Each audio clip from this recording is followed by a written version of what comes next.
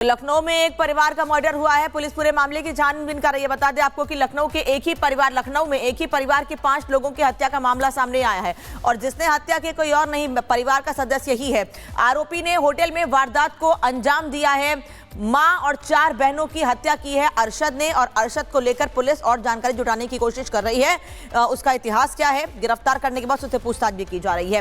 Police ने आरोपी अरशद को फिलहाल गिरफ्तार कर लिया है, लेकिन हत्या में और लोग भी शामिल थे। पूरी प्लानिंग की गई थी, इसको लेकर छानबीन जारी है। हत्या की वजह जानने में पुलिस जुटी हुई है कि आखिर क्या कारण है जिस वजह से उसने अपनी ही मां और 4 बहनों को खत्म कर दिया, पूरे परिवार की हत्या कर दी है। पुलिस तमाम एंगल पर जांच कर रही है और भी लोगों की जानकारी हासिल की जा रही है।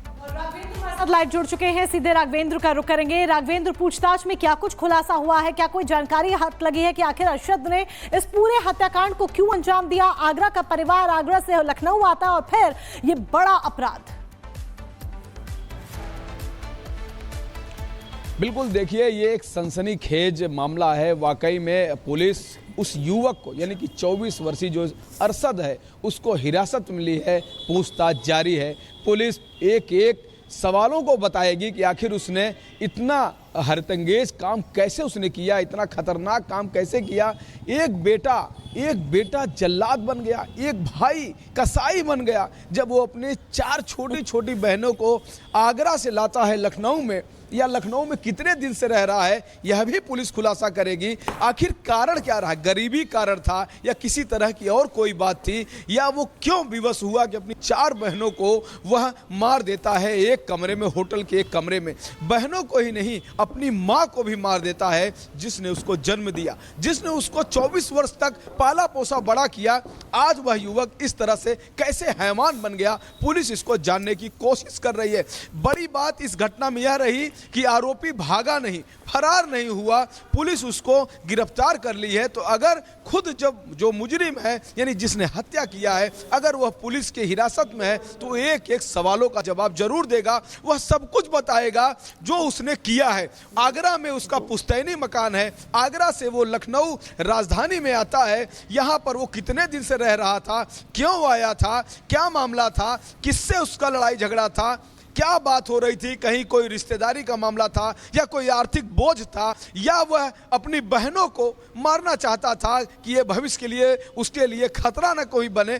जो भी चीज़ें रही हों, उसके मन में क्या चल रहा था, इन तमाम चीज़ों को पुलिस जानने की कोशिश कर रही है। और निश्चित तौर से अगर सारा जवाब मिल जाएगा तो पुलिस खुद ब खुद मीडिया को बुला के ये जो आज सनसनीखेज जो वारदात हुई है, सुबह 1 जनवरी, जहां लोग 9 वर्ष को लोग सेलिब्रेट कर रहे हैं, आज पहला दिन है नए वर्ष 2025 का। आज उस दिन एक बहुत ही मनहूस खबर लखनऊ में आती है कि होटल के एक कमरे में 5 लोगों की निर्मम हत्या होती है। जी बिल्कुल राघवेंद्र, बहुत बहुत शुक्रिया आपका तमाम जानकारी देने के लिए। आगे बढ़ते हुए अब बात महाराष्ट्र के जलगांव की करेंगे, जहां देर रात जमकर बवाल हुआ।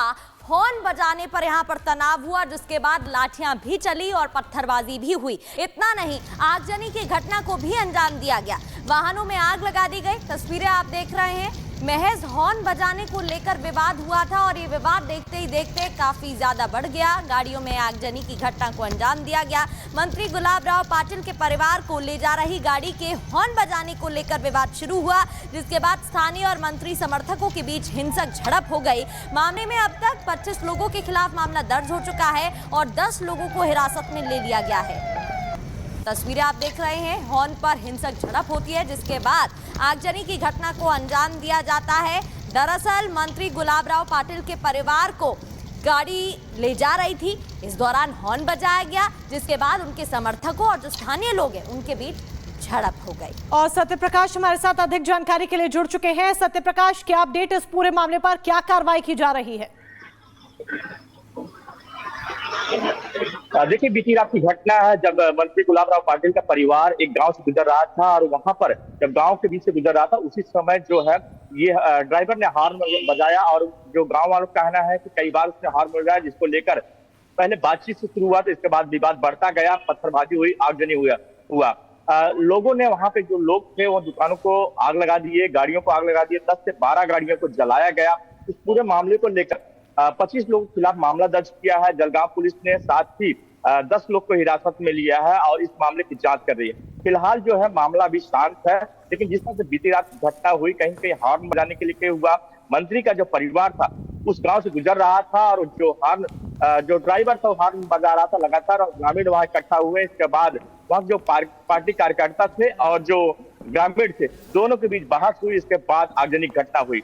इस मामले को लेकर जलगांव पुलिस जांच कर रही है और 10 लोग को गिरफ्तार किया है। जी सत्यप्रकाश, बहुत बहुत धन्यवाद आपका इस तमाम जानकारी के लिए। तो जलगांव मामले में कार्रवाई भी की गई है। जलगांव में, महाराष्ट्र के जलगांव में हिंसा हुई है।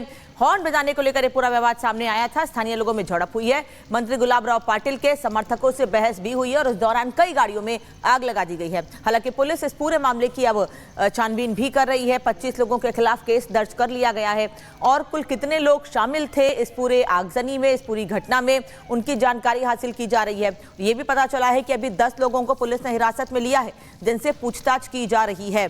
हॉर्न बजाने को लेकर, छोटी सी बात को लेकर यह विवाद हुआ था, लेकिन विवाद इतना बढ़ गया कि कई गाड़ियों में वहां पर आग लगा दी गई है। तस्वीर आपको दिखा रहे हैं महाराष्ट्र के जलगांव की ही रात का ये मामला है, जब दो गुटों में पथराव हुआ, झड़प हुई और मामला इतना ज्यादा बढ़ गया कि कई गाड़ियों में आग लगा दी गई है। पुलिस ने 25 लोगों के खिलाफ मामला दर्ज कर लिया है। 10 लोगों को हिरासत में लिया गया है, उनसे पूछताछ की जा रही है। 10 लोगों को हिरासत में लेकर पूछताछ की जा रही है। अभी 25 लोगों के खिलाफ मामला दर्ज है, यानी कुल 15 लोग और हैं जिनके खिलाफ मामला दर्ज किया गया है और उनसे भी पूछताछ की तैयारी है। जल्द से जल्द पुलिस उनको हिरासत में ले लेगी, ये भी जानकारी मिल रही है। लेकिन अभी जो 10 लोग हिरासत में लिए गए हैं, फिलहाल उनसे पूछताछ की जा रही है।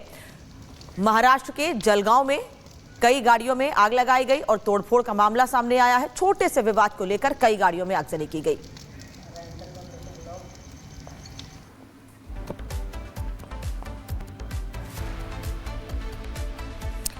और अब आपको बताते हैं कि महाराष्ट्र के जलगांव में आखिर हिंसा किस बात को लेकर हुई थी, झड़प हुई कैसे। दरअसल महाराष्ट्र के जलगांव में हिंसक झड़प हुई, दो गुटों के बीच पत्थरबाजी हुई और आगजनी की घटना सामने आ रही है।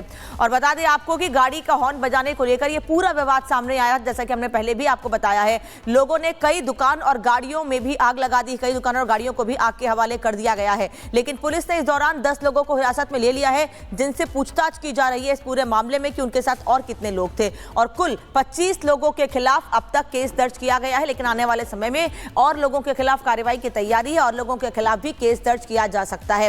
अब तक कुल 10 लोगों को हिरासत में लेने की जानकारी मिल रही है। पुलिस उनसे लगातार पूछताछ कर रही है।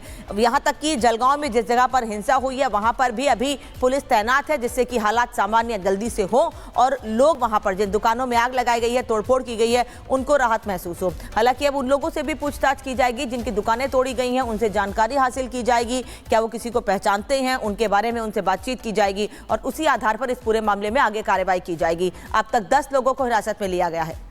तो नए साल पर जलगांव में सिर्फ हॉर्न बजाने को लेकर देखते ही देखते तनावपूर्ण माहौल बन गया। तो उधर संभल का जो भी तनाव है वो खत्म होने का नाम नहीं ले रहा है। अब चौकी पर बयान दिया, उन्होंने कहा है कि वक्फ बोर्ड की जमीन पर चौकी बनाई जा रही है, मस्जिद के सामने पुलिस चौकी। ये कौन सी पॉलिसी है, इसको लेकर सवाल उठाए हैं असदुद्दीन ओवैसी ने। संभल में मस्जिद संरक्षित स्मारक खतरे में है, ओवैसी कहते नजर आए। चौकी के लिए वक्फ की जमीन पर अतिक्रमण किया जा रहा है, आरोप असदुद्दीन ओवैसी लगा रहे हैं। चौकी के लिए वक्फ की जमीन पर अतिक्रमण हो रहा है, ऐसा कहना है भाईजान का, या फिर ये कहे कि AIMIM के अध्यक्ष असदुद्दीन ओवैसी का। की जो मस्जिद है उसका जुनूबी हिस्से को हम खो चुके हैं। मस्जिद में